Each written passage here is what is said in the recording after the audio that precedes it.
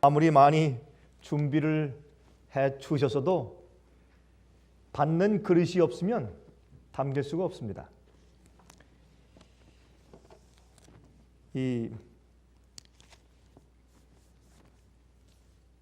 유대 지방에는 여름이 길기 때문에 비가 오는 우기에 비를 잘 받아서 그 물을 간직해야지 농사를 지을 수도 있고 또 물을 쓸 수가 있었습니다. 여러분, 하나님께서 우리에게 축복하시고 또 성령으로 우리 마음에 채우시기 위해서 얼마나 주님께서 애를 많이 쓰시겠습니까? 우리가 믿음으로 믿을 수밖에 없지만 그러나 주님께서 역사하시는 그 섭리를 우리가 얼마나 많이 느낍니까? 눈에 보이지 않기 때문에 우리가 믿음으로 믿는 것이지만 우리가 얼마나 많이 느끼며 그런 섭리와 상황들을 보고 있습니까?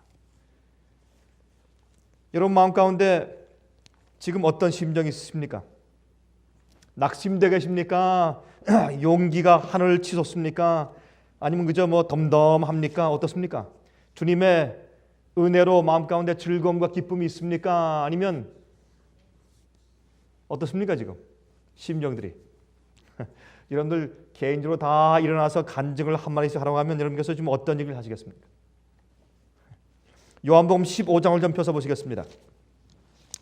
우리가 아무리 신앙이 좋고 많은 것을 알고 경험이 있다고 해도 매일매일 예수 그리스도 안에 거하는 경험이 없으면 우리는 아무것도 아니고 또 우리가 아무 일도 할 수가 없는 것입니다.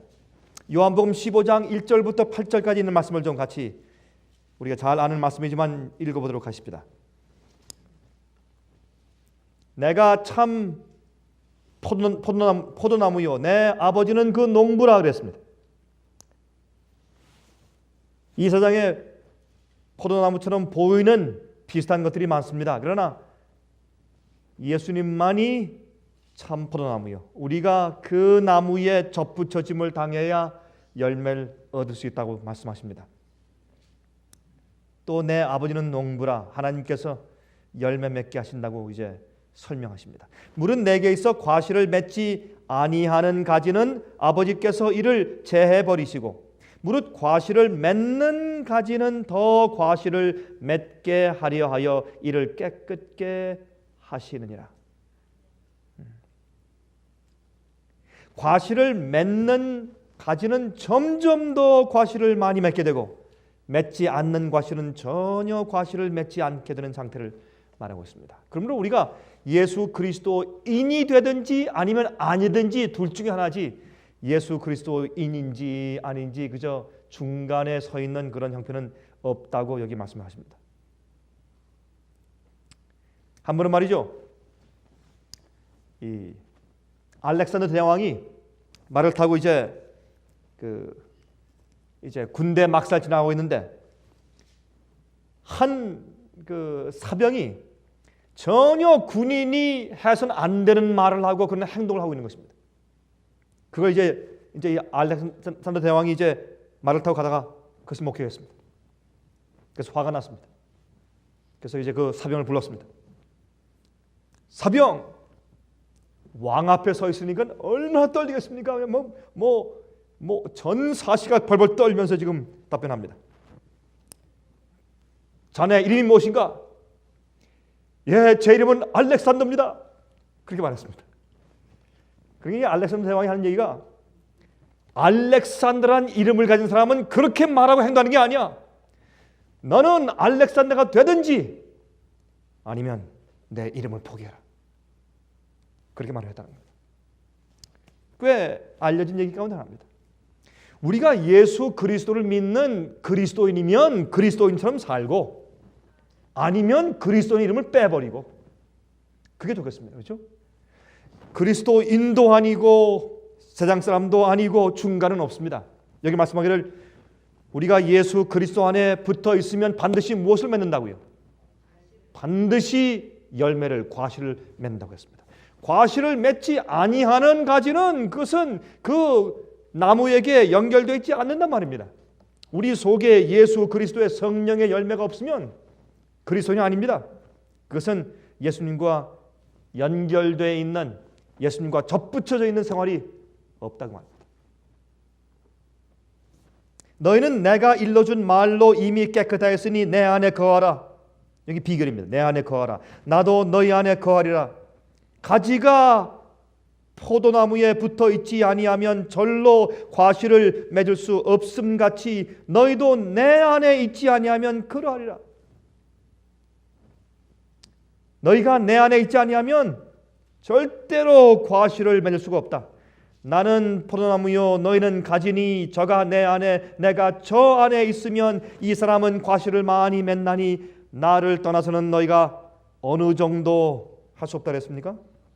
너희가 아무것도 할 수 없습니다. 사람이 내 안에 거하지 아니하면 가지처럼 밖에 버리워 말라지나니 사람들이 이것을 모아다가 불에 던져 사르느니라. 너희가 내 안에 거하고 내 말이 너희 안에 거하면 무엇이든지 원하는 대로 구하라. 그리하면 이루리라. 너희가 과실을 많이 맺으면 내 아버지께서 무엇을요? 영광을 받으실 것이요 너희가 내 제자가 되리라 그랬습니다.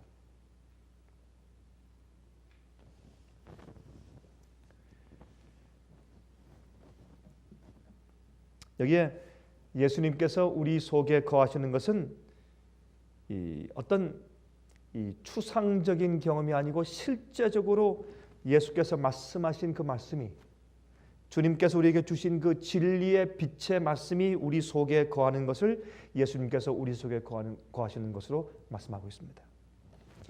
예수께서 말씀하신 그 말씀이 우리 속에 거하시면 예수께서 우리 속에 거하시는 겁니다.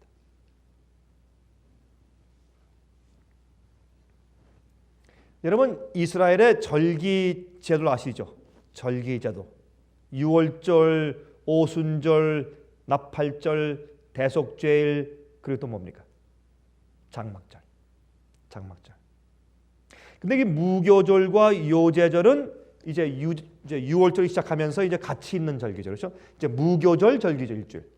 그런데 이제 무교절 절기 바로 전날 이제 그 오후 3시에 예수님께서 십자가에 돌아가신 것을 이제 미리 예언해 주는 절기가 유월절이었습니다.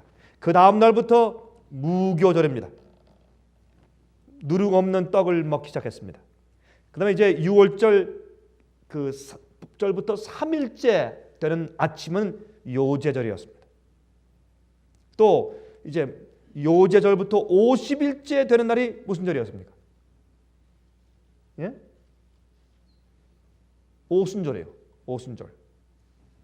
여러분 시시하시니까 답변도 안 하시죠? 뭐 그 정도를 가지고 물으시나? 그럼 좀 계속 물어보십시다. 그러면 이제 오순절 지난 다음에 나팔절까지는 몇 개월 기간이 있습니까? 예? 4개월. 4개월 동안 긴 여름이 있습니다. 긴 여름이 있습니다. 그리고 나팔절이 있습니다. 그 다음에 대속죄일이 있습니다. 또 대속죄일 끝난 다음에 이제 티슈리 21일부터 무슨 절이 있습니까? 마지막에 예? 장막절이 있습니다. 장막절이 있습니다. 이 이스라엘의 절기 제도는 농사를 짓는 계절과 열매를 추수하는 시기에 맞추어서 제정하셨습니다. 그래서 이스라엘의 절기 제도는 농사 짓는 것에 맞추어서 만드셨어요. 그리고 열매를 추수하는 시기에 맞추어서 이 절기를 주님께서 배정하셨습니다. 왜 그렇게 하셨습니까? 여러분, 여기에 있는 이 절기는 예수님께서 우리 인간의 구속을 위해서 어떤 역사를 하시는가 하는 예수님의 미니스트리, 그 예수님의 미니스트리를 우리에게 미리 보여주고 상징하기 위해서 주신 것이 절기 제도입니다. 그런데 또한 이 절기들은 예수님께서 우리를 인간을 구원하시고 죄인을 구원하시는 그 구속의 역사에 있어서 어떤 일을 행하시는가 하는 것을 보여주는 것입니다. 그러므로 반드시 복음은, 주님께서 우리를 구속하시는데 그 복음은 우리 속에서 열매를 맺어야 합니다. 열매가 맺어야, 열매가 생겨야 주님의 구원이 우리 속에 이루어진 겁니다. 열매가 없는 사람들은 구원의 경험이 없는 사람들입니다. 그러므로 이 절기 제도에서 반드시 열매와 연결 지어져서 여기에 제정이 되어 있습니다. 그래서 아주 중요한 의미입니다. 그래서 이제 하나님께서 모세에게 말씀하시기를 출애굽기 12장에 나오죠. 너희는 이제 성령을 만들라. 성령, 거룩한 달력. 그 당시에 그들이 그 당시 쓰고 있는 그 당시의 시빌 캘린더, 그러니까 보통 일반 달력 말고 성령, 거룩한 달력을 따로 만들어라. 그래서 그들은 이제 이 봄에 보리의 첫 추수가 보리가 익어서 첫 열매를 거둘 그 시기부터 시작해서 그 시기부터 너희가 거룩한 첫 달로 삼으라. 그러니까 현재 우리가 쓰고 있는 달력으로 이제 비하면 4월 달입니다. 4월 달. 보리가 한참 익어서 이제 추수하기 바로 직전에 보리 중에서도 특별히 이제 첫 열매, 보리의 제일 첫 번째 열매를 이제 잘라 가지고 주님 앞에 드릴 수 있는 보리가 막 연글어서 열매를 맺게 될 때, 그때부터 거룩한 성령이 시작이 됩니다. 그때가 유월절, 무교절, 요제절, 이 세 가지 이름이 사실 한 절기 속에 들어있는 것입니다. 무교절에 시작하는 것이 유월절이고 또 무교절의 중간에 있는 것이 요제절입니다. 예수님께서 우리를 위해 돌아가셨으므로, 그리고 죄 없이 사신 그 생애가, 예수님의 그 열매가 우리 속에 이루어져야 합니다. 누룩 없는 떡을 먹는 때입니다. 열매 맺을 때예요. 예수님께서 첫 열매로 먼저 익은 첫 열매로 바쳐지셨습니다. 그 예수님의 첫 열매이신 예수님을 따라서 우리가 추수당해야 합니다. 열매 얘기가 이스라엘 절기 얘기입니다. 그러므로 여러분, 우리가 이 유월절, 무교절, 요제절 할 때 그냥 듣고 보내는 것이 아니라 그것은 예수님께서 열매 되신 것을 상징하고 예수님의 열매를 따라 우리도 추수되어 우리도 열매돼야 하는 것을 상징하는 것입니다. 이게 복음입니다. 복음. 이 복음이에요. 그래서 예수님의 십자가를 믿고 안다고 하면서 예수님의 십자가의 결과를 통해서 주님과 함께 부활해서 주님과 함께 사는, 주님과 함께 열매 맺는 그런 백성 되지 않으면 그건 그리스도인이 아닙니다. 그리스도인이 아닙니다. 그래서 이제 제일 먼저 유월절이 있는 그 달을 니산을 붙였습니다. 니산이라고. 니산인데 성령으로는 1월입니다. 일반 달력에는 4월이었습니다. 그 다음에 일곱 번째, 그때부터 일곱 번째 달은 또 티슐입니다. 그러니까 니산이 첫 번째 달이고, 이 성령 거룩한 달력에서, 이 절개 달력에서 말입니다.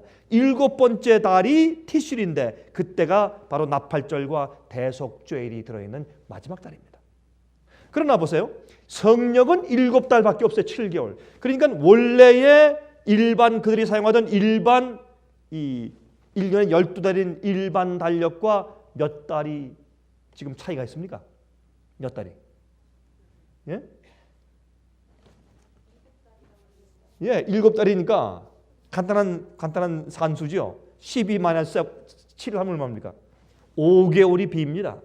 그 5개월은, 남은 5개월은 무엇이냐면 다시 보리의 그 열매가 생길 때까지 기다리는 때예요. 그 5개월은 이제 그 씨앗을 뿌리고 비가 다시 겨울비가 오고 그렇게 해서 이제 씨를 뿌린 다음에 5개월 후에 이제 보리가 다시 나는 그때까지 기다리는 시간입니다. 성령은 보리가 열매 맺어서 이제 날 때부터, 아니 열매 맺을 때부터 시작해서 나중에 이 다른 열매들을 전부 거두어서 그 다음에 이제 창고에 다 드리고 주 앞에 감사해서 장막절을 지키는 데서 성령이 끝납니다. 그 다음에 거기에 이 성령 가운데 포함되어 있지 않은 5개월을 또 기다립니다. 씨를 파종하고 뿌리면서 기다립니다. 그리고 열매 맺어야 또 시작합니다. 그러므로 이것은 무엇을 상징하느냐면 예수 그리스도 안에서는, 우리가 믿는 자들 속에서는 반드시 그 위에 우리의 심령과 우리 생애 가운데 열매 맺는 경험이 있어야 합니다. 열매는 하나님께 먼저 드려야 합니다. 우리의 선한 행실과 우리의 그리스도다운 우리의 삶과 또한 우리의 성품 때문에 남들이 먹을 수 있기 전에 먼저 우리의 생애가, 우리의 삶이, 또한 우리의 모든 철학과 우리의 동기와 우리의 모든 계획과 우리의 모든 것이 하나님께 영광이 되는 것입니다. 첫 열매가 무엇입니까? 하나님께 먼저 바치는 것이죠. 그리고 또 어떻게 해요? 그것을 또 그들이 빻아서 떡을 해서 먹는 것입니다. 하나님께 먼저 바쳐진 삶이라야, 주님께서 인정하신 삶이라야, 주님께서 뿌리고 가신 그 생명 말씀의 언약의 말씀이 자라나서 씨가 되어서 우리 속에서 연글어야 남이 먹을 수가 있죠. 가라지는 그 속에 알맹이가 없는 것이에요. 멋지게 보이지만은 그것을 빵을 해서 먹으려고 추수와서 털어보면 그 안에 알맹이 없어요. 그게 가라지입니다. 오늘날 교회 안에 가라지가 얼마나 많이 있습니까, 여러분? 예수님과 연결되어 있지 못하면 성품이 있지 못합니다. 우리 속에 성령이 없습니다. 열매가 없습니다. 그러면 남들이 먹을 수가 없는 겁니다. 열매는 하나님께 먼저 갖다 바쳐야 합니다. 주님께서 인정하셔야 합니다. 그러니까 acceptable offering입니다. 주님께서 받으심직한 이제 제사를 드려야 합니다. 주님께서 받으시고 나면 그 다음에 그것을 양식으로 삼는 것입니다. 유월절과 무교절과 요제절에는 보리의 첫 열매를 드립니다. 그리고 50일 지난 다음에 밀의 첫 열매 드립니다. 보리 추수가 있은 다음에 50일 지난 다음에 또 밀의 추수가 있어요. 밀의 추수. 그래서 이제 이 무교절 지킬 때의 첫 열매는 보리의 첫 열매를 드렸지만은, 그러나 오순절에 드리는 열매는 밀의 첫 열매를 드립니다. 오순절에는 떡 2덩을 드립니다. 떡 2덩. 떡 2개가 바쳐집니다. 오순절은 성령께서 내려오시는 그런 것을 상징하기 위한 절기를 미리 주신 것입니다. 유월절은 예수님께서 십자가에 돌아가신 것을 상징하기 위해 주신 것이고, 무교절은 예수께서 돌아가셨기 때문에 우리의 생애에서는 더 이상 이제 죄가 없어야 합니다. 누룩 없는 떡을 먹는 것이죠. 그 다음에 요제절은 예수님께서 부활하셔서 하나님께 아버지께 가서 당신을 바치신 것을 상징하기 위해서 첫 열매로 요제절을 드렸습니다. 첫 열매를 성소에 나가서 하나님의 지성소를 향해서 이제 흔드는 그런 이제 그 예식을 요제절로 그들이 드리는 것입니다. 오순절은 예수님께서 하늘에 올라가셔서 우리의 중보자로 대제사장으로 이제 즉위하신 다음에 드디어 당신의 성소 사업을 시작하신 것을, 주님께서 우리의 대제사장이시고 왕으로 즉위하신 것을 이제 인정하기 위해서 기름이 부어지는데, 그렇죠? 옛날 대제사장을 이제 아론을 모세가 이제 세워서 안수할 때 그를 기름 부을 때 어떻겠습니까? 그에게 옷을 다 입히고 정결케 하고 다 몸을 씻기고, 그렇죠?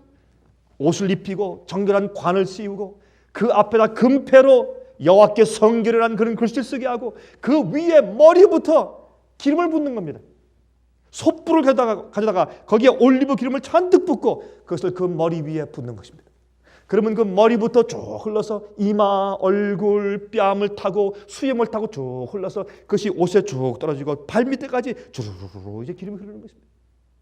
그것은 예수께서 하늘에서 우리의 대제사장 되셨을 때 그 기름이, 그 위임식의 기름이 그 축복으로, 그 인정하심으로, 즉위하심으로 성령께서 상징으로 이 세상에 줄줄 흘러내린 것이 오순절 성령 역사였습니다.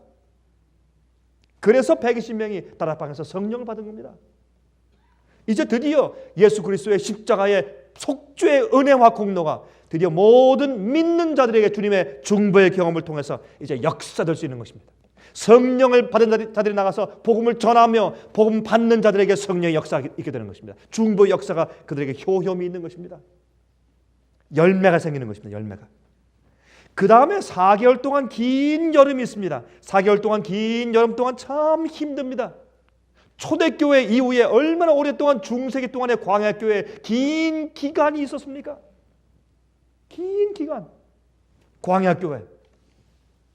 여러분이시여 광야교회에 대한 그 비디오를 여러분께서 보실 것이라고 생각이 됩니다. 여러분 4개월 동안 긴 여름이 있습니다. 그 다음에 이제 나팔절이 있습니다. 나팔절은 마지막에 회개를 촉구하죠.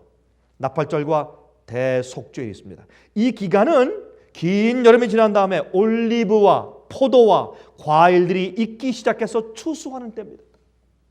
그러므로 이제 이 봄절기에는 보리와 밀의 추수가 있고, 그 다음에 가을절기에는 올리브와 포도와 과일을 익기 시작해서 그것을 추수하는 것입니다. 이때가 이제 나팔절과 대속죄일과, 그 다음에 그것을 다 추수해서 다 거둬들인 다음에 창고에다 들여놓고 주 앞에 감사해서, 이제 모든 것을 추수하고 끝난 다음에 주 앞에 감사해서, 주신 것을 감사해서 주님과 함께 그들이 즐거워하며 보냅니다.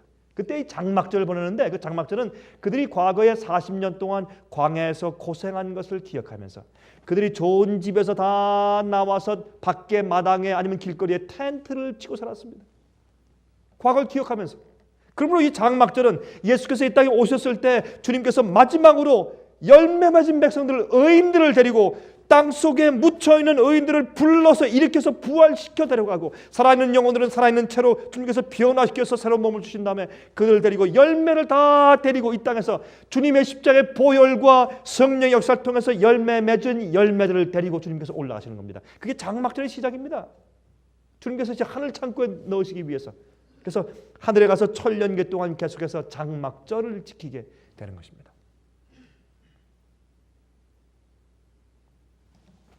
복음은, 그래서 이 주의 말씀은 생명이고 씨앗입니다.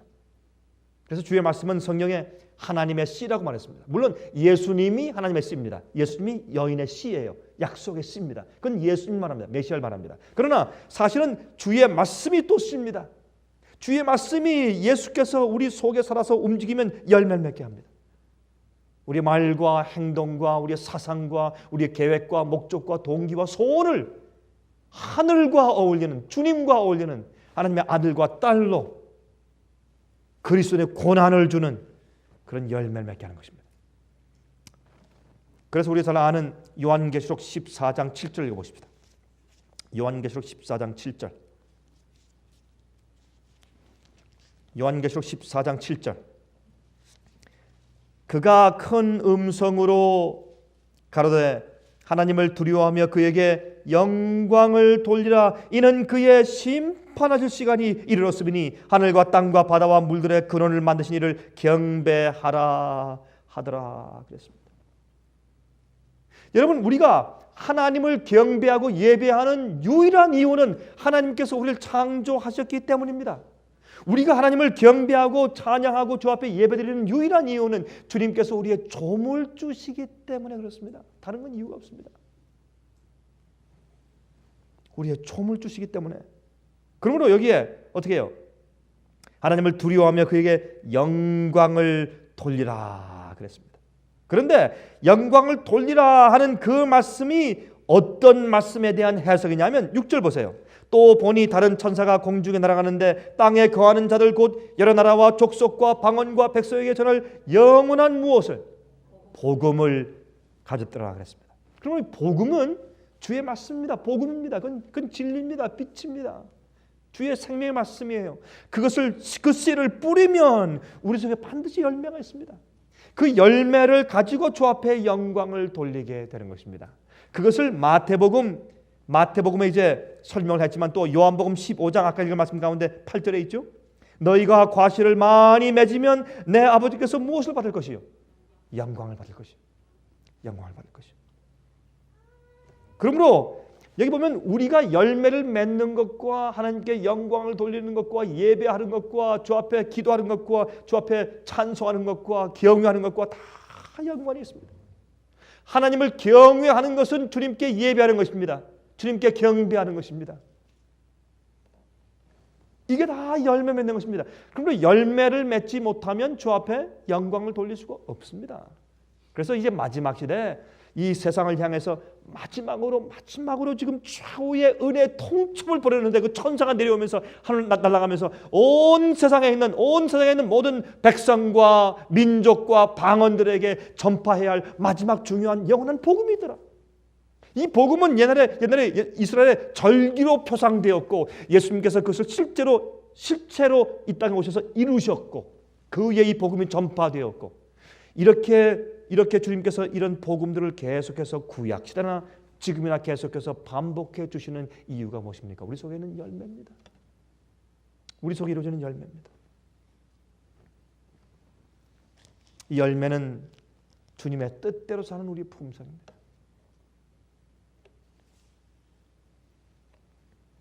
너희가 내 안에 있고 내가 너희 안에 있지 않으면 과실을 맺을 수가 없다 그랬습니다. 과실을 맺을 수가 없다 그랬습니다.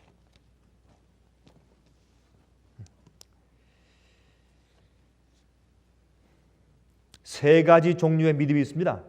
믿음 가운데 세 가지 종류의 믿음이 있습니다. 성경에. 그 중에 우리를 구원할 수 있는 믿음은 한 가지밖에 없습니다. 첫 번째, 행하지 않는 믿음이 있습니다. 야고보서 2장입니다. 야고보서 2장 17절부터 20절까지. 야고보서 2장입니다. 2장 17절부터 20절까지 읽겠습니다. 이와 같이 행함이 없는 믿음은 그 자체가 죽은 것이라. 혹이 가로되 너는 믿음이 있고 나는 행함이 있으니 행함이 없는 내 믿음을 내게 보이라. 나는 행함으로 내 믿음을 내게 보이리라. 내가 하나님은 한 분이신 줄을 믿느냐? 잘 하는도다. 귀신들도 믿고 떠느니라. 아하, 허탄한 사람아, 행함이 없는 믿음이 헛것인 줄 알고자 하느냐? 우리 조상 아브라함이 그 아들 이삭을 제단에 드릴 때 행함으로 의롭다 하심을 받은 것이 아니냐? 행함으로. 그러므로 여기에 성경은 물론 믿음으로 말미암아서 구원 얻는 것이라고 말하지만 행함이 빠진 믿음은 믿음이 아니라고 말하기 때문에 그것을 강조하기 위해서 행함으로 믿음만 가지고 한 것이 아니라고 지금 여기 야고보가 말하는 것입니다. 여러분, 야고보는 옛날 이제 예루살렘에 있으면서 초대교회의 대총회 회장이었습니다. 초대교회 전체 교회 회장이었습니다. 왜? 나이가 제일 많았습니다. 그때 이 야고보가 그 당시 교회에 믿음 있기만 하면 행위는 필요 없다. 믿기만 하면 순종의 열매는 있으면 참 좋겠지만 없어도 이미 믿음으로 구원받은 것이라고 하는 그런 자유주의가 퍼지는 것을 보고 이제 마음 가운데 염려해서 쓴 편지가 야고보서입니다. 그러므로 참된 믿음, 우리를 구원하는 믿음은 이제 행함과 믿음이 믿는 것과 그것이 같이 병행해서 가는 것을 여기 강조하는 것을 우리가 잘 압니다. 26절, 영혼 없는 몸이 죽은 것 같이 행함이 없는 믿음은 죽은 것이니라. 그렇게 그는 설명했습니다. 두 번째, 세 가지 종류의 믿음 가운데 두 번째, 행하는 믿음입니다. 행하는 믿음. 근데 이 행하는 믿음도 말이죠, 종류가 있습니다. 행하는 믿음 가운데서 두 가지 종류가 있습니다. 율법주의의 믿음이 있고 정말 믿음과 은혜로 만들어진 행함의 믿음이 있습니다. 여러분, 운전하실 때 스탑 사인이 있으면 스탑하죠. 여러분, 왜 스탑하세요? 운전하시다가 스탑 사인을 보면 스탑합니다. 여러분, 왜 스탑하세요? 예?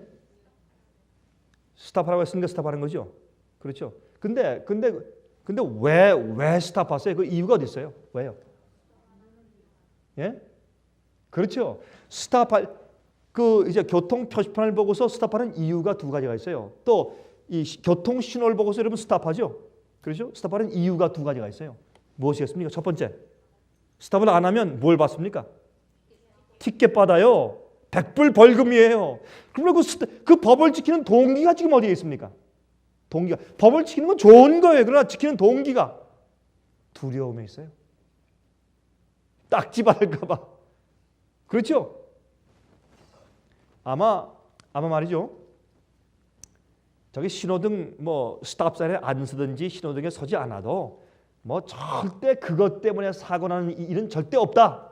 그리고 사실은 그냥 모양만 만들어 놓은 것이지 사실은 이 티켓 안 준다. 그렇게 된다면 아마 교통법규 지키는 사람 한 명 없을 겁니다. 한 명 없을 겁니다. 전부 지나치지. 무엇 때문에 서요? 그러므로 두려움이 동기입니다. 그렇죠? 행함의 공로를 쌓아가서 하나님께서 그를 구원할 수밖에 없도록 만들려고 하는 행함이 율법주의예요. 내가 행함을 너무 많이 쌓아서 너무 잘하니까 하나님께서 나를 구원하지 않을래야 않을 수 없는 입장까지 나를 예쁘게 화장해 내놓는 것이 율법주의입니다. 그 율법주의는 내 속에 있는 내 죄가 나를 멸망시킬까 봐 두려워서 순종하는 것입니다. 저 법을 지키지 않으면 멸망이기 때문에 두려움의 동기입니다. 여러분, 그러한 순종은 참된 순종이 아닙니다. 주님께서 우리에게 이제 계명을 주셨는데 그 계명은 우리가 하나님을 사랑하는 마음의 동기가 우리 속에 들어와서 채워지지 않으면 참 그 이상해요. 주의 계명을 지킬 수가 없어요.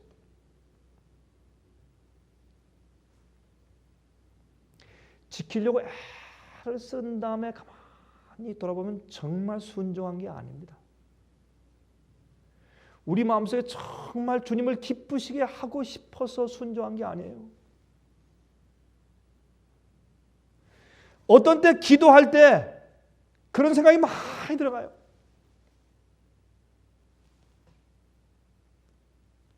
하나님께서 우리 마음 가운데 성령으로 기도하는 영을 주지 않으시면 형식적인 기도만 해요. 우리가 개인적으로 마찬가지예요. 공적으로는 더하고 하늘에 올라가다 천장도 더 이상 올라가지 못할 기도가 얼마나 많은지 모릅니다. 주의 성령으로 우리 마음 가운데 가득 차서 기도가 그저 눈을 감고 주님을 명상하면 기도가 나도 모르게 그냥 하늘 향해서 뻗쳐 올라가는 진정한 기도, 성령의 열매의 기도 말이에요.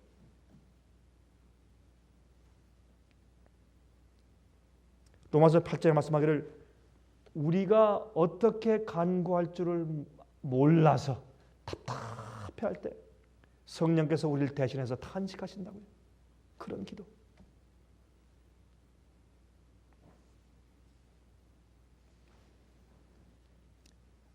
행하는 믿음이지만 두려움 가운데 하나든지 아니면 자기의 공로를 쌓으려고 하는 모든 행함은 참된 믿음으로 나오는 행함이 아닙니다.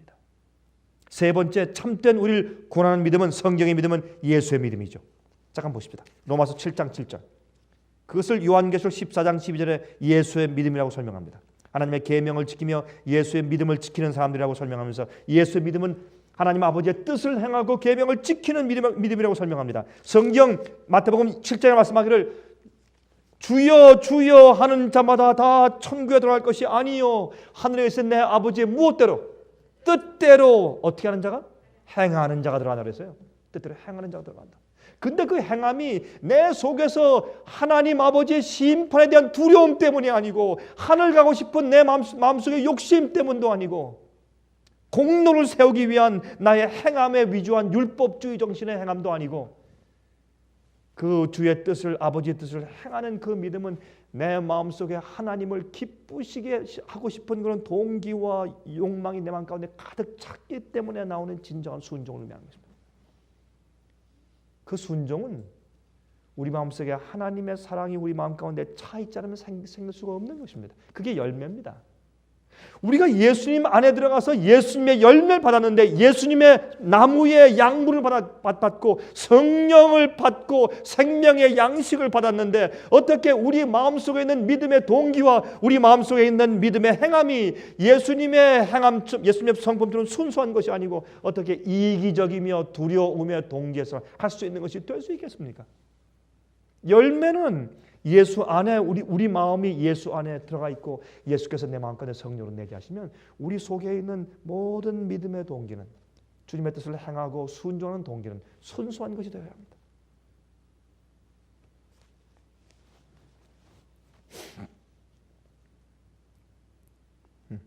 얼마든지 성령이 없이도 얼마든지 신앙이 좋게 보일 수 있습니다. 한 장로가 술집에 들어가려고 하다가 갑자기 저 보니까 목사님 차가 이렇게 옵니다. 큰일 났어요. 지금 술집에 들어가려고 하는데 목사님 차가 옵니다. 그래서 얼른 옆으로 가서 술집 앞에 있는 전화 공중 박스에 들어가서 전화하는 척하면서 전화 받으면서 지나는 목사님한테 안녕하십니까 손 흔들었습니다. 그러면 술집에 들어가지 않게 한 그 마음의 동기가 무엇입니까? 하나님을 기쁘게 하기 위해서요? 아닙니다. 그런 식으로 남들이 보기 때문에 자기 행동 반경이 방조하고 신사적이고 아름답게 보일 수 있는 그런 힘이 인간들에게 있습니다.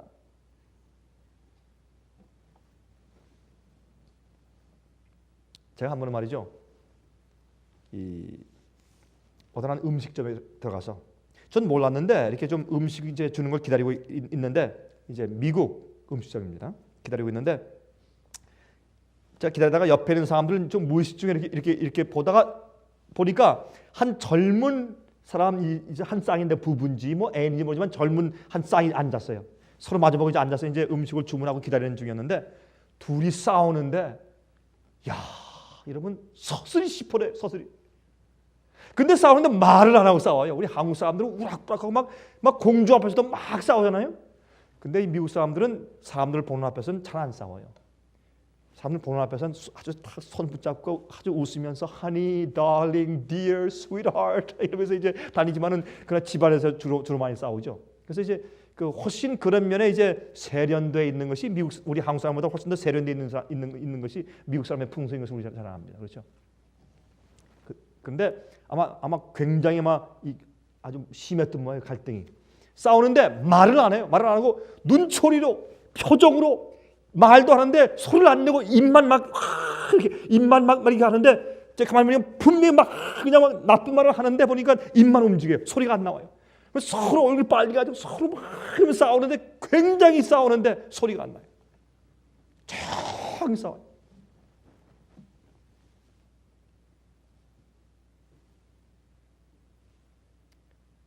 여러분들이시여, 우리 오늘 저녁에 우리 솔직히 생각하십시다. 우리가 매일 성령을 초청해서 내 마음 가운데 거하시지 않으면 우리가 주의 계명을 지킬 수가 없습니다. 우리가 정말 주 앞에 영광을 돌릴 수가 없어요. 주님을 기쁘시게 할 수가 없습니다. 안 됩니다. 열매 맺는 것은 성경에 말씀하기를 내가 너희 안에 있고 너희가 내 안에 있지 않으면 너희가 절대로 과실을 맺을 수 없다 그랬습니다. 열매 맺을 수 없다. 사랑은 저절로 나오는 것입니다. 그게 성령을 받는 것입니다. 하나님 아버지의 사랑이 우리 마음 가운데 부어져야 합니다. 근데 그 부어지는데 어떻게 주의 사랑을 아냐 말입니다. 십자가를 명사하는 것과 말씀을 읽고 연구하고 그것을 명사하고 생각하는 것입니다. 하나님에 대해서 이해하고 알아야 그 사랑이 내 마음 가운데 들어오죠. 진리를 알아야 내 마음을 채우게 되죠. 하나님으로, 주의 임재로 채우는 것을, 주의 말씀으로 채우는 것을 의미합니다. 그것이 우리 속에 항상 있어야 합니다. 그게 있어야 그 다음에 우리가 남을 향해서 하는 일과 말과 남을 향해서 우리가 해주는 것들과 하나님을 위해 사는 모든 것들이 순수한 맛있는 아름다운 열매로 나오는 겁니다.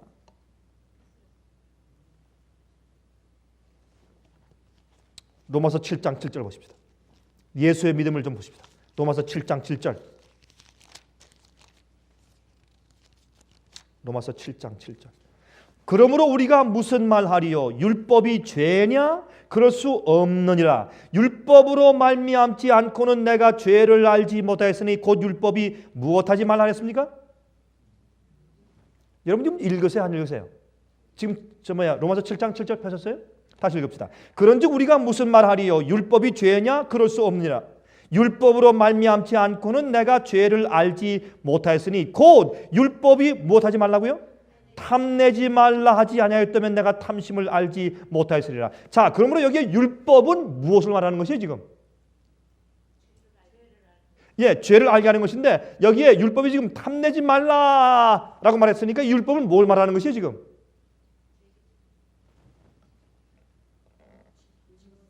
이건 지금 의문의 율법인 성소제도 말하는 것이에요? 아니면 뭘 말하는 것이에요? 이 율법은 지금? 예? 제가 여러분께 지금 드리는 질문이 좀 어려운 모양이네요. 다시 한번 할게요. 제가 아마 질문하는 방법이 어려운 모양입니다. 여러분들은 많이 아시는데, 그렇죠? 다시 읽어보십시다. 그런즉 우리가 무슨 말하리요? 율법이 죄냐? 그럴 수 없느니라. 율법으로 말미암지 않고는 내가 죄를 알지 못하였으니 곧 율법이 탐내지 말라 하지 아니하였다면 내가 탐심을 알지 못하였으리라. 이 율법은 지금 무엇을 말하는 것이에요, 여러분? 십계명을 말하는 것은 십계명 아니에요? 이 율법은 십계명을 말하는 것이 율법. 그래서 법이 율법, 법 할 때 많은 경우에 십계명을 말하는 것이에요. 물론 옛날 절기나 성소 제도 같은 의문의 율법을 포함한 그런 것을 다 포함해서 율법이라고 말할 수도 있어요. 모세 율법이니까. 그러나 여기에 있는 말씀은 특별히 보니까 이것은 십계명을 말해요. 십계명 율법을 말하는 것을 우리가 알 수 있습니다. 요한일서 3장 보십시다. 요한일서 3장. 자, 제가 무엇을 말씀드리려고 하는 것인가? 계속 가서 보십시다. 요한일서 3장.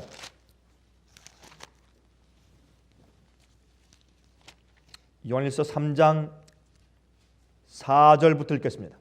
죄를 짓는 자마다 무엇을 행하나니? 불법을 행하나니 죄는 불법이라. 그러므로 계명을 십계명을 범하는 것이 무엇이라고요? 죄라고요. 십계명인 율법을 범하는 것이 뭐라고요? 죄라고요. 죄는 뭐라고요? 불법인데 불법은 무엇이라고요? 계명을 범하는 것입니다. 자, 5절. 그가 우리 무엇을 없애려고?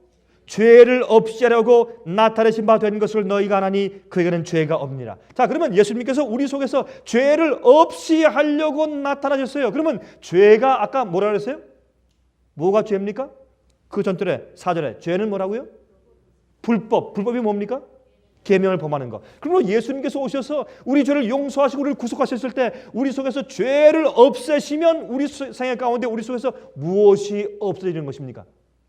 무엇하는 것이 없어집니까? 불법하는 것, 계명을 범하는 일이 없어집니다. 그것이 주님께서 우리 죄를 용서하시고 우리 속에서 죄를 없이 하시는 일입니다.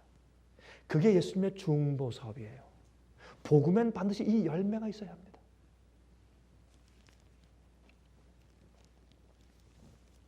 6절. 그 안에 거하는 자마다. 여러분 요한복음 15장을 쓴 그 요한과 요한일서 3장을 쓴 그 요한이 똑같은 요한이니까 같은 말씀을 하고 있는 것입니다. 6절. 그 안에 거하는 자마다 무엇지 않습니까? 범죄하지 아니하나니. 범죄치 않는다. 그러면 뭘 다 지킨단 말입니까? 지금 계명을 다 지킨단 말 아닙니까? 그 안에 거하는 자마다 범죄하지 아니하나니 범죄하는 자마다 그를 보지도 못하였고 그를 알지도 못하였느니라. 자녀들아, 아무도 너희를 미혹하지 못하게 하라. 의를 행하는 자는 누구의 의로우심과 같이? 그의 의로우심과 같이. 그가 누굽니까? 예수 그리스도의 의로우심과 같이 의롭고. 왜요? 예수님께로부터 양분받아서 예수님의 나무 안에서 예수님의 열매를 얻었으니 예수님처럼 의로울 수밖에 해요. 예수님의 의로움의 양은 우리가 적지만 질은 같은 것입니다. 주님만큼 사랑스럽고 주님만큼 온유하고 주님만큼 겸손할 수 없지만 그러나 그 질은 같은 것입니다. 같은 성품이에요. 8절. 죄를 짓는 자마다 마귀에게 속하나니 마귀는 처음부터 범죄함이라. 하나님의 아들이 나타나신 것은 무슨 일을? 마귀의 일을 멸하려 하심이라. 뭘 멸하려고요? 마귀의 일을. 마귀의 일이 무엇입니까? 우리로 하여금 주의 계명을 범하고 죄를 짓게 하게 하는 것이 마귀의 일이 아닙니까? 이것을 없이 하고 예수 그리스도의 의로우심처럼 의롭게 살게 하는 것이 열매를 얻는 것입니다. 성경적으로.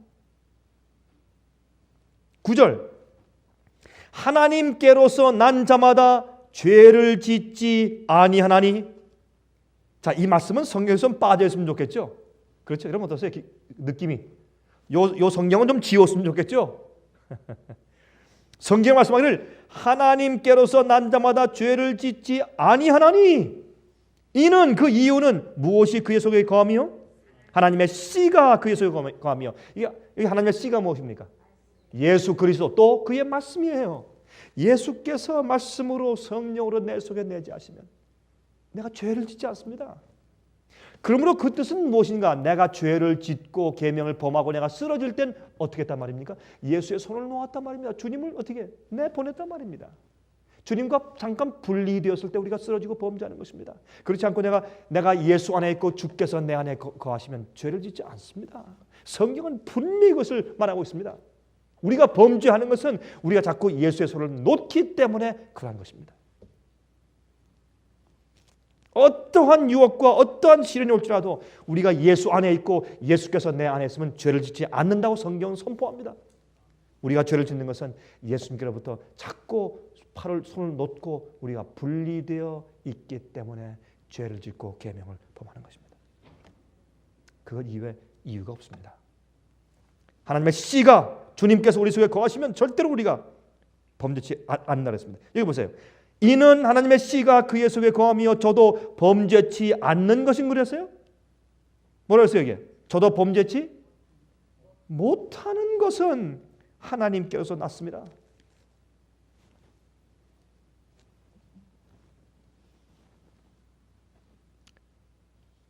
저도 범죄치 못하는 것은 하나님께서 났습니다. 얼마나 분명합니까? 주님의 씨가 예수께서 내 속에 거하실 때는 절대로 우리가 계명을 범하지 않습니다.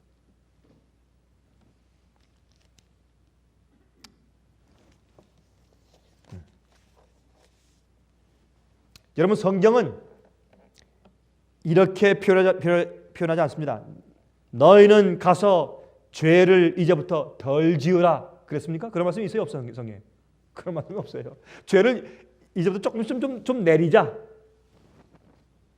이제 새는 한 50% 내리고 그 다음에 또 한 70% 내리고 점점 계속 줄이자. 덜 짓자. 이렇게 말씀 안 했어요. 가서 다시는 죄를 범치 말라. 왜요? 죄와 예수님은 같이 존재할 수가 없기 때문에 죄가 들어오면 예수님이 나가시고 예수께서 들어오시면 죄가 나가기 때문에 예수께서 내 마음 가운데 온전히 거하시면 온전한 열매를 드리는 것입니다. 죄를 짓지 말라 그랬어요. 말라 그랬어요. 여러분 이 얘기는 옛날 요한 웨슬레 때에도 힘있게 전파되었어요. 이미 종교개혁 당시에. 오늘날 기독교회가 뒤로 많이 물러가서 그런 말씀을 설교하지 않고 믿지 않기 때문에 문제지. 이번에 가서 한 부인이 한 집사님이 우리 집회 왔는데 한국에서 그분이 저한테 말했어요. 목사님 전 원래부터 장로교였는데 전 오래전부터 있을 때부터 전 그 말씀을 그렇게 믿었습니다. 성경 말씀 그대로 믿어야죠. 우리가 예수 안에 있으면 죄를 범치 않고 이길 수 있고 죄를 안 질 수 있습니다. 죄를 안 져야죠. 그런 말을 해요. 그 부인이 집사님이. 오늘날 교회는 이러한 참된 정말 예수 안에 거하고 예수께서 우리 속에 거하셔서 참 열매 맺는 참된 복음의 결과의 복음이 다 잊혀진 세상 가운데 살고 있는 것입니다. 쉽게 믿고 믿어라. 구원 받았다. 염려하지 마라. 한 번 받은 구원 절대로 안 놓친다. 그렇게 사람들이 살고 있는 것입니다.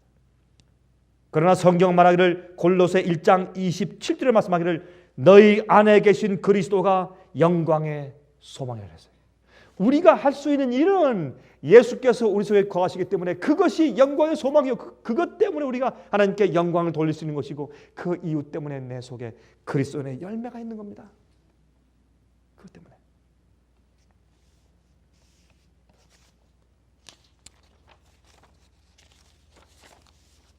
예수님의 생애를 가장 아름답게 기록한 책인 시대의 소망 678페이지에 다음과 같이 기록된 말씀을 읽었습니다. 한번 들어보십시오. 사람들이 폭력이나 살이로서가 아니요 사랑으로 결합하는 때에 저들은 모든 인간의 세력 이상의 힘이 작용하고 있음을 보일 것이다. 우린요 그저 우리의 도덕적이고 그저 인간적인 남에게 잘 보이기 위한 그 정도의 힘 가지고 절대로 그리스도인 삶을 살 수가 없어요. 그거 안 됩니다. 우리는 모든 인간이 가지고 있는 힘 이상의 어떤 힘이 우리 속에 작용하고 있어야 합니다. 이런 일치가 존재하는 곳에는 하나님의 형상이 인간 속에서 회복된 바 되고 생애의 새로운 원칙이 그 속에 뿌리 박혀 있는 것이 증거로 나타난다. 이것은 초자연적인 악의 작용을 물리치는 거룩한 성질의 능력이 있는 것과 하나님의 은혜가 사람의 타고난 마음에 자리 잡고 있는 이기심을 정복한다는 사실을 보여주는 것이다. 우리 속에 있는 이기적인 죄의 속성을, 죄의 본성을 이기고 승리하고 또한 주님의 거룩한 능력의 원칙이 내 속에 있다고 하는 주님의 거룩한 성질의 능력이 내 속에 있다는 것이 드러날 것입니다. 그것이 열매입니다. 그것이 복음이고 그것이 성령이고 그것이 내 속에 내재하시는 예수 그리스도고 그것이 우리의 유일한 영광의 소망입니다.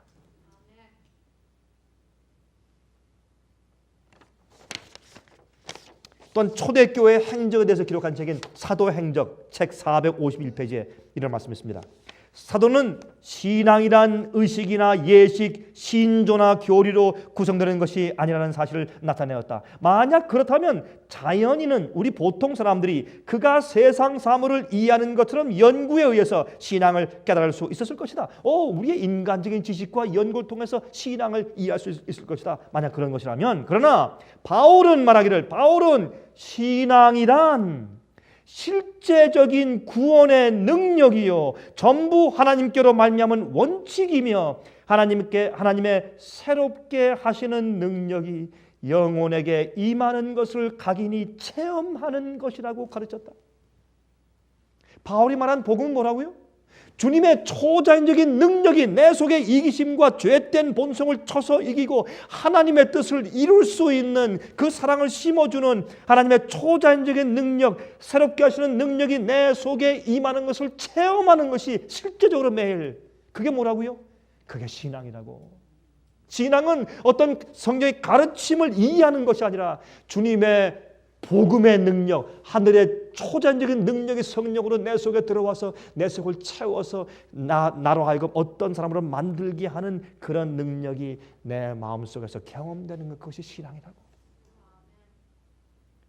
그게 열매 맺는 것입니다.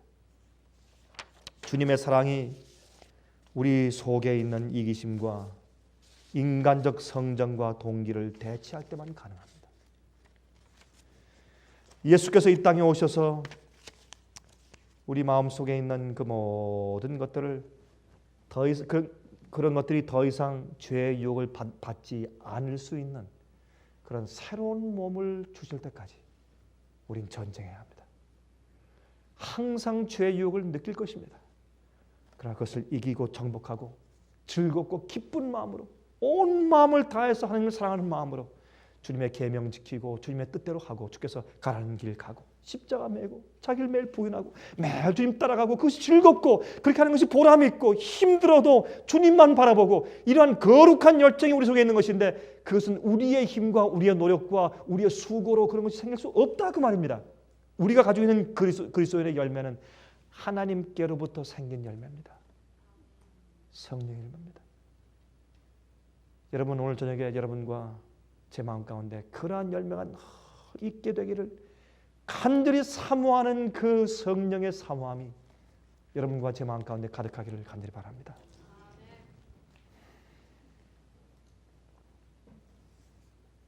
하늘에 계신 우리 아버지,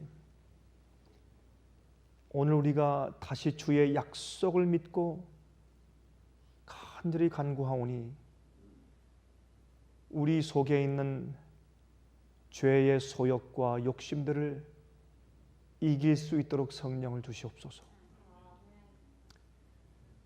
우리의 옛사람이 죽게 해주시고 우리의 망령된 일들을 고쳐주시옵소서. 우리가 주의 말씀을 다시 배워서 다시 깨닫고 확신케 되었습니다. 우리 속에는 순종할 수 있는 능력이 없습니다. 주님 우리 속에 임재하시고 우리가 주님 안에 있어 우리가 사는 삶은 주께서 사시는 삶이 되게 해주시옵소서. 열매를 맺게 하시되 예수 그리스도의 열매, 성령의 열매, 거룩한 열매가 우리 생에 있게 해주시옵소서. 남들을 살릴 수 있는 열매를 저희 속에 주시옵소서.